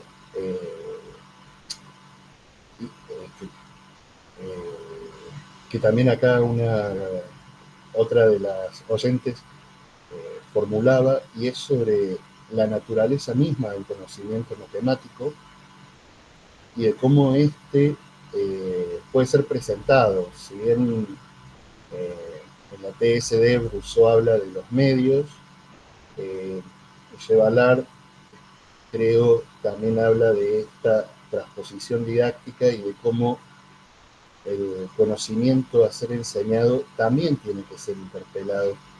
Yo siempre me pregunté y me di cuenta de que los algoritmos que enseñamos, por ejemplo, para la división de polinomios, son estrictamente visuales y que por ahí no capturan qué es lo que está pasando en la división de polinomios, y que transitar ese algoritmo de una forma distinta, más cercana al algoritmo de la división euclidiana, puede dar pie a muchas otras nociones subyacentes de la matemática, que incluso a los estudiantes que no poseen ningún tipo de discapacidad, se les escapa en el afán de resolver el algoritmo. Eso siempre me ha parecido una cuestión muy fuerte, muy potente, sobre todo con esta cita que trajiste de Sadowski, de empoderar al estudiante, de darle un cierto poder que vaya más allá de la aplicación de los algoritmos, de la resolución de ejercicios, y que tiene que ver con la adquisición de herramientas cognitivas fértiles para comprender y hacer matemáticas. Esta idea que a mí me parece muy fuerte, que trabaja también un poco Freire, y que creo que la he leído quizás en algún artículo tuyo, que es que la presencia de la divergencia, de lo no normal, de lo atípico, podríamos decir, de una forma totalmente incorrecta en términos políticos, nos permite y nos ayuda a pensar la enseñanza y al mismo tiempo la matemática de una forma distinta que beneficia y genera un cambio que no solamente está destinado a la persona con discapacidad en el aula, sino a todas las personas que comparten colectivamente esa construcción de saberes y temáticas. Y eso me parece como muy, muy valorable y algo que de verdad, nada, me está movilizando mucho en estos tiempos, y escucharte me ha permitido repensar algunas cosas. Nada, bueno, de nuevo agradecerte, ya estoy divagando, lo siento. No, no, para nada. Muchas gracias, José. La verdad es que me encantó escucharte. Te pido disculpas si no pregunté al principio para describir más las diapositivas. Espero que igual se haya entendido. Traté de leerlas todo el tiempo, todo lo que pude, pero capaz que se me escaparon algunas cosas. Y te quería pedir si después podías compartir algún trabajo, esto, si tenés sistematizado esto de la secuencia de la cual estabas hablando hace un ratito, o algún otro trabajo. La verdad es que a mí me encantaría leerlo, porque digo, en esto de elaborar ese dispositivo para trabajar con la división de polinomios, es como estar eh, inventando la pólvora todos los años, ¿no? Porque capaz que ese dispositivo ya estaba, vos lo habías inventado y no lo teníamos disponible y lo tuvimos que inventar de nuevo, y esto nos pasa siempre, ¿no? Esto de desconocer algunas cosas, y bueno, estaría muy, muy interesante, no sé, para mí por lo menos, conocer mucho más de tu trabajo, bueno, para poder hacer intervenciones diferentes también. Y por otro lado, de lo que decías, me quedo pensando, vos lo decías en relación a la teoría de situaciones y a Yevalar, y cómo repensar los conocimientos a ser enseñados, y a mí me hiciste pensar en otra cosa que también decía Sabrina hace un rato, ¿no? Entre los distintos registros, o sea, pensar en los objetos a ser enseñados también desde los distintos registros, y cómo eso nos ayuda a conocer al objeto desde distintos lugares y distintas propiedades de ese objeto, ¿no? No es lo mismo. Digo esto ¿por qué? Porque muchas veces a los alumnos con discapacidad se les limita la cantidad de registros sobre los cuales trabajar, entonces se les ofrecen solo dibujos, o si es un estudiante ciego, solo cosas tangibles, y por ahí en esto de presentarles las funciones, solamente trabajar en el nivel de las representaciones gráficas a través del tacto y no las representaciones algebraicas. Y bueno, una cosa que la didáctica nos ha enseñado mucho es la riqueza entre el diálogo, entre registros y las diferencias que hay entre uno y otro, y los problemas que tienen los alumnos para trabajar en cada uno de esos registros, y cómo eso ayuda a aprender mucho más sobre el objeto. Entonces, bueno, nada, pensaba también en eso. Y una última cosita que me hiciste pensar es sobre un autor que se llama Emanuel Liscano, probablemente lo conozcas, es un filósofo, es matemático y filósofo, y él habla mucho acerca de el carácter visual de la matemática, pero de la matemática occidental. O sea, como que la matemática occidental se monta mucho sobre lo visual. Es como un sentido muy priorizado por la cultura occidental.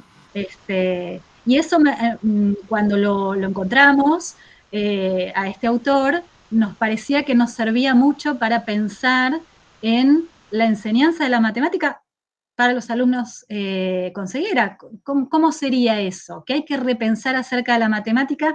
¿Cómo podemos sacarnos muchos de los prejuicios que tenemos los profesores en relación a que la matemática es visual, como si fuera constitutiva? Porque bueno, es constitutiva de la cultura occidental, pero no es porque no se puede hacer otra cosa. Sí, querías decir algo. No, te estaba sintiendo para que supieras que te sigo. Ah, ok. No, me parece que es un autor que te puede interesar. Emanuel Liscano. Tiene unas producciones muy interesantes en relación a... él no habla de discapacidad, no habla de ceguera, pero sí habla de las características de la matemática y cómo esas características son culturales. Y por lo tanto, como son culturales y nosotros las tenemos tan naturalizadas que pensamos que son naturales, que son de la matemática, que están en un cielo de las ideas, que vaya a saber dónde está, no podemos pensar muchas veces en que hay otra manera de hacer matemática que no pasa por la vista. Se puede hacer otro tipo de matemática que no sea visual, digamos. Que no sea visual en el sentido de la vista, ¿no? Porque, o sea, sí podemos visualizar. Sí podemos visualizar. Me hiciste acordar, con esto que decías de reinventar la pólvora, hay casos históricos documentados. El que más me sorprende a mí es el del matemático Anderson, Nicolás Anderson, del siglo XVIII, en el que él es descrito por Diderot, el filósofo, y es reconocido por un teorema totalmente geométrico, que es cómo partir el cubo en pirámides, y en el que se describe la máquina que utilizaba Sanderson para hacer cuentas aritméticas, que fue un poco lo que me inspiré también para elevar la apuesta, por esta cuestión de que siempre me ha dado la sensación, y quizás en algún momento me gustaría hacer algún relevamiento, de que la mayoría de estudiantes no solamente que se quedan con un único registro de representaciones, como lo llama Dual, y por lo tanto no hay ese salto entre registros, que es lo que permite acceder al objeto de la matemática, sino que además se quedan cortos en el contenido mismo de la matemática. Me ha pasado mucho de ver a chicos que abandonan el secundario, lo retoman después en los SEDMA de acá de Córdoba, o en Planfines también. No, en Fines no, porque en los SEDMA, en los acelerados para adultos, en donde la matemática para ellos sigue siendo hacer aritmética, y no hay un desarrollo de las abstracciones que bueno, que es lo que propicia el pensamiento matemático. Y eso siempre me ha parecido sumamente particular por esto que mencionaba sobre, bueno, las condiciones sociales y cómo se ha dispuesto la matemática de esta forma tan visual. Yo tenía entendido lo contrario, como que en el mundo de los matemáticos académicos, mientras más visual seas, peor matemático sos, a las abstracciones. Pero esto del Lescano, de Manuel Lescano, me interesa bastante, porque justamente estaba tratando de enfocar también este punto de vista. Así que lo voy a buscar para poder ver si extraigo algo de ahí, y por supuesto me encantaría poder compartir con vos las sistematizaciones que he estado realizando. Y nuevamente esto que creo que lo mencionaste vos, lo mencionaron las demás personas que hablaron, la importancia de establecer redes y que esas redes vayan constituyendo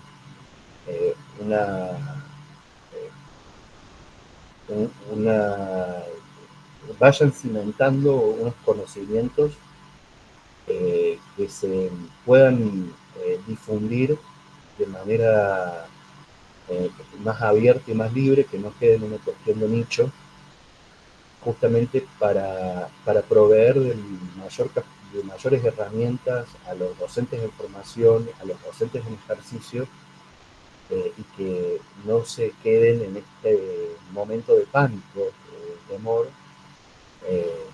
que a mí me ha pasado, tanto en el secundario como en la universidad, que he quedado pasmados, pero que también, bueno, rescato eso de mis docentes de didáctica, que me enseñaron mucho más por la actitud que tomaron con respecto a mí, de abrirse y de preguntar y de pensar junto a mí la mejor manera de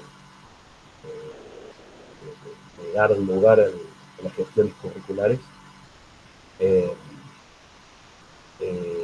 Aprendí mucho más de esa actitud de apertura y de no miedo, de no temor, de investigación y de dar espacio, de darme espacio para compartir con ellos de lo que aprendimos leyendo a todos los autores, digamos. O sea, eso fue como secundario. Lo principal que me quedó es que el docente es principalmente una persona que tiene que estar abierta a la diversidad y no asumir esto como no asumir la diversidad como se diría, como una dificultad o una problemática, sino como un desafío que se enfrenta de manera colectiva y genera nuevas cosas, al interior del conocimiento de la didáctica, de la matemática y de la matemática misma. Muchísimas gracias. Creo que podemos quizás quedar en contacto a través de las organizadoras y por ahí intercambiar estos materiales a través de ellas. Y solamente para agregar que este autor Lizcano no solamente habla sobre el rol de la vista en la cultura occidental, sino también del rol del vacío. Y me hizo acordar a lo que acabas de decir y lo que decía Mirna al principio, ¿no? De esta posibilidad de dar lugar al no saber, a la falta que cada uno tiene, porque de eso se trata, estar abierto, ¿no? A poder armar algo nuevo, ¿no? Y esta cuestión de que en la cultura occidental no nos bancamos el vacío, tenemos horror al vacío, cómo está tan pegada no solo a la matemática, sino también cómo nos atraviesa para pensar la enseñanza y para pensar la enseñanza en escenarios muy desafiantes, ¿no? Así que bueno, muchas gracias.